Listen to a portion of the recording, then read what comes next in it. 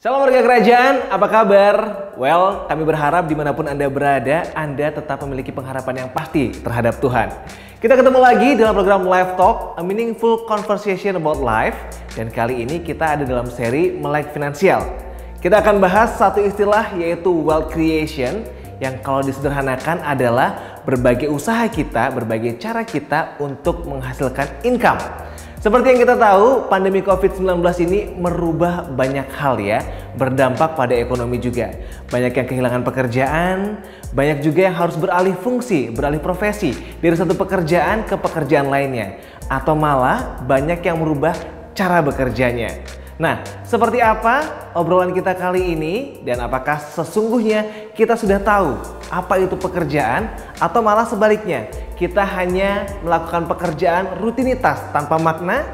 Kita akan bahas semuanya, kita akan bahas lengkapnya dalam obrolan santai bersama dengan seorang certified life coach yang luar biasa kompeten, humble dan yang pasti cinta Tuhan banget. Nah warga kerajaan, sebelum Anda tonton sampai habis, pastikan Anda subscribe dulu YouTube channel Rock Ministry TV dan nyalakan lonceng notifikasinya agar tidak ketinggalan update video terbaru dari Rock Ministry TV. But for now, enjoy the Life Talk, a meaningful conversation about life.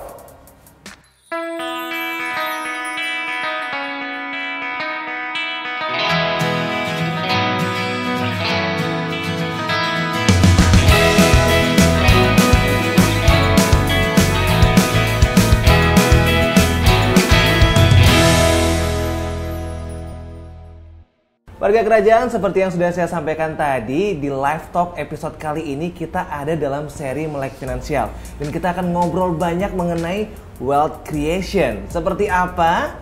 Saya nggak akan ngobrol sendirian pastinya ya. Saya sudah bersama dengan seseorang yang kompeten di bidangnya yang akan banyak bahas tentang wealth creation. Kita sudah bersama dengan Bapak Rudianto Wibisono, yaitu founder dari cekkeuanganku.com dan juga merupakan seorang certified life coach dan juga merupakan seorang Certified NLP Internasional. Halo Pak Rudi. Halo. Shalom, apa kabar? Shalom, apa kabar? Wow, ini seru banget. Terima kasih atas kesempatannya. Dan kita akan banyak ngobrol tentang yang paling basic dari piramida finansial ya. Benar. Yaitu wealth creation. Nah, banyak orang nih warga kerajaan kalau ditanya mengenai wealth creation pasti jawabannya adalah bekerja, Pak ya. Benar. Bekerja. Tapi apakah bekerja itu sebenarnya fungsinya hanya untuk mencari uang saja? Tidak juga. Nah, gimana nih? Kayak seru nih. Nah, yang pasti kalau arti dari bekerja itu warga kerajaan itu adalah melakukan suatu pekerjaan yang membuahkan hasil. Membuahkan hasil. Ya, jadi kalau kita lihat dari firman, pada saat Tuhan menciptakan manusia, menaruh manusia di Taman Eden, maka kita disuruh untuk memelihara dan menjaga Taman Eden itu. Oke. Nah, berarti kita itu bisa menikmati hasil dari Taman Eden itu. Nah, jadi kalau kita sekarang di dunia sekarang kita bekerja tapi kita tidak membuahkan hasil, berarti ada tanda tanya. Berarti kita tidak berhasil di sana. Berarti ada sesuatu yang salah dengan pekerjaan kita. Seperti itu. Jadi bekerja harus ada hasilnya. Kalau bekerja tidak ada hasilnya, berarti ada yang salah. Kita harus memperbaiki diri. Wow, berarti key poinnya warga kerajaan bekerja harus membuahkan hasil. Dan kalau tidak ada hasilnya ataupun hasilnya belum maksimal, berarti ada sesuatu yang harus kita perbaiki. Benar. Hasil tersebut tidak harus berarti materi. Oke. Ya, berbuah itu bisa banyak hal. Kalau dalam pelayanan, pekerjaan pelayanan berarti pelayanan kita harus berbuah. Kalau di dalam pekerjaan karir kita, ya berarti ya kita harus juga berbuah. Dalam segi income, dari segi karir harus berbuah ya juga. Oke. Tadi ada sesuatu kata-kata yang menarik mengenai menjaga dan memelihara Taman Eden. Berarti sebenarnya pekerjaan itu sendiri juga berfungsi untuk menjaga dan memelihara hidup kita harusnya. Benar. Oke, fungsinya harus sejauh itu. Benar. Wow, asik banget nih. Tapi gini, warga kerajaan, kadangkala kalau ngomong bekerja, after kita SMA, kuliah, fase berikutnya bekerja. Seringkali banyak orang akan setengah mati mikirin pekerjaan apa yang cocok buat saya. Nah, sebenarnya gampang warga kerajaan. Pekerjaan yang cocok itu yang pertama adalah pekerjaan yang menyenangkan hati Tuhan. Menyenangkan hati Tuhan. Iya, karena kalau kita bekerja tapi Tuhan tidak berkenan, maka nggak ada gunanya. Kita tidak akan diberkati. Dan pasti tidak menghasilkan. Tidak akan menghasilkan. Misalkan pun menghasilkan, biasanya tidak permanen, tidak jangka panjang. Tidak permanen. Dicatat ya warga kerajaan. Ya. Ciri-cirinya bagaimana? Gampang ya. Satu, Tuhan tidak senang kalau suatu pekerjaan yang melanggar peraturan pemerintah. menyusahkan orang lain. Itu sudah pasti Tuhan udah nggak senang. Jadi kalau kita mau bekerja, pastikan Tuhan senang atas pekerjaan kita, maka akan berbuah. Yang kedua itu adalah pekerjaan itu harus sesuai dengan passion kita. Sesuai dengan passion kita. Definisinya gimana tuh Pak? Nah, gampang ya. Salah satunya adalah seperti ini pada kerjaan. Yang pertama, pada saat kita melakukan pekerjaan itu, kita timbul nggak energi-energi baru? Kita bersemangat ya? Bersemangat tidak? Even pekerjaan itu di awal-awal tidak membuahkan hasil, tidak membuahkan buah. Apakah kita masih senang, bersemangat untuk mengerjakan hal itu? Karena pada saat kita melakukan pekerjaan di pagi hari, mau pergi ke kantor saja, kita kepikiran, aduh kok ketemu lagi masalah ini, kok ketemu lagi masalah itu. Berarti kita nggak senang, kita nggak happy. Nah kalau kita tidak happy, akan susah untuk bertumbuh. Itu yang pertama dari passion. Nah, yang kedua dari passion adalah pekerjaan itu bisa berkembang, bisa berbuah tadi itu. Kalau misalnya kita di satu pekerjaan, tapi ternyata selama bertahun-tahun tidak berbuah, dalam arti kita tidak meningkat, stuck gitu ya? Stuck. Ya, itu berarti sama saja bahwa kita nggak ada perkembangan, kita tidak berbuah, hanya sama seperti pohon yang tidak menghasilkan buah. Maka tidak ada gunanya juga gitu loh. Berarti kita harus koreksi, ada yang salah tidak dari pekerjaan kita yang sedang kita lakukan ini. Nah, mungkin talenta yang Tuhan berikan ke kita tidak sesuai, karena talenta dari setiap orang berbeda-beda. Jadi ada 2 poinnya warga kerajaan. Yang pertama adalah harus sesuai dengan passion kita, dan juga tadi sebelumnya adalah pekerjaan itu dipastikan harus menyenangkan hati Tuhan. Kemudian 3 poin berarti ini ya, harus bisa scalable, ada peningkatan dalam waktu kita melakukan pekerjaan kita. Tapi ini ada satu pertanyaan juga yang kayaknya banyak orang yang juga menanyakannya mengenai seperti ini, Pak Rudi. Kadang-kadang kita ini diberikan anugerah lebih daripada 1 talenta. 2-3 talenta. We're good at it gitu kan ya. Kita bisa ini, bisa itu. Gimana caranya benar-benar memilih yang utama sebagai pekerjaan kita di antara sekian banyak talenta yang Tuhan kasih ke kita? Jadi kita bicara mengenai talenta. Pekerjaan ada banyak, tapi ada 7 talenta, golongan talenta. Mungkin saya bahas satu persatu dulu. Boleh. Yang pertama adalah dreamer, warga kerajaan. Dreamer itu adalah orang-orang yang visioner. Dia bisa melihat masa depan, ya. Dia punya angan-angan, bayangan yang kuat. Ini adalah tipe dreamer. Biasanya tipe-tipe orang tersebut adalah pencetus ide, pencetus gagasan. Konseptor ya. Yang kemudian adalah tipe arsitek. Tipe arsitek adalah orang-orang yang suka merencanakan, merancang. Jadi dari ide-ide tadi dia merancang. Dibuatkan plan, timeline. Timeline. Ini rencana kerjanya seperti ini. Biasanya orang-orangnya seperti itu. Nah, kemudian yang ketiga itu adalah tipe builder.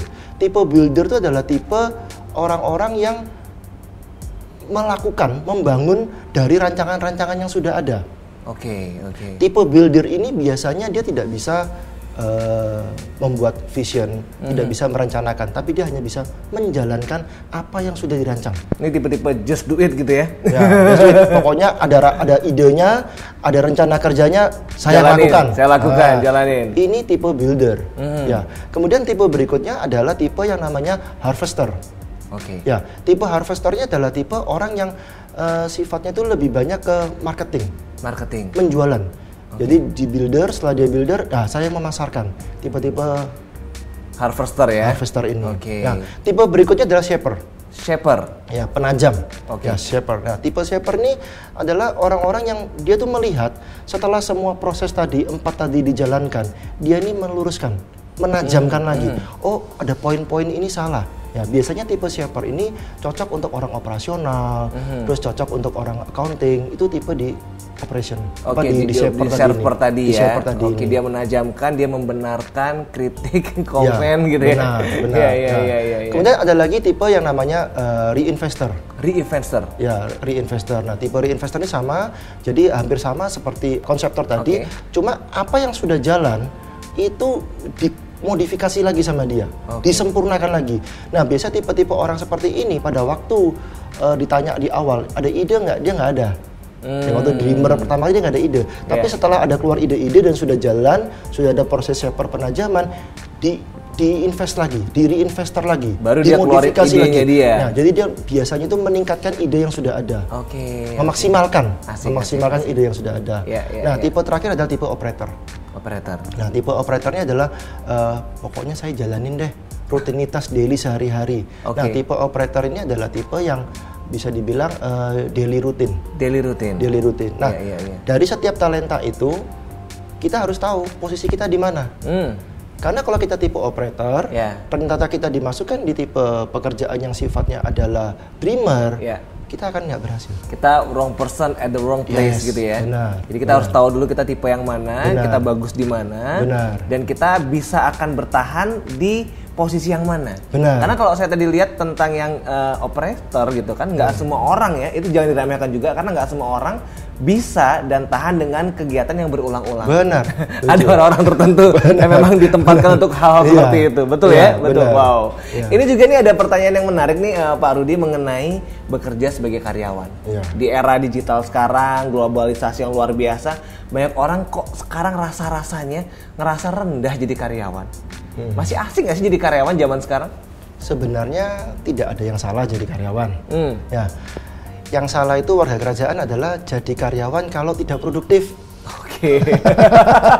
Kalau tidak produktif itu salah besar ya warga kerajaan ya. Sebenarnya juga sama. Jadi entrepreneur juga mengalami masalah yang sama. Pada saat dia buka usaha kecil-kecilan, selama 5 tahun, 10 tahun usahanya tidak berkembang. Ini sama aja sebenarnya sama karyawan yang posisinya stuck tadi itu. Tidak ada perbedaan. Kita mau jadi karyawan, kita mau jadi entrepreneur, tetap harus bertumbuh, tetap harus berbuah. Itu ya, kalau mau jadi karyawan tetap harus bertumbuh dan tetap harus berbuah ya. Ada tips nggak sih kayak sedikit sesuatu atau advice gitu mengenai teman-teman yang sekarang kayaknya lagi bosen banget jadi karyawan, tapi sebenarnya juga belum mampu membuat usaha sendiri gitu. Gimana caranya dia bisa stand out sebagai karyawan teladan gitu? Jadi gini, menjadi karyawan itu sebenarnya enak menurut saya. Karena kenapa? Terutama di perusahaan-perusahaan keluarga yang skalanya tidak terlalu besar.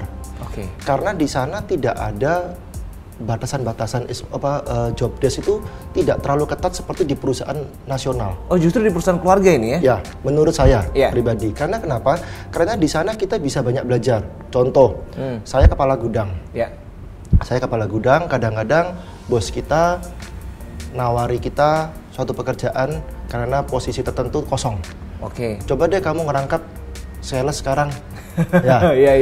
Tapi biasanya karyawan mengeluh.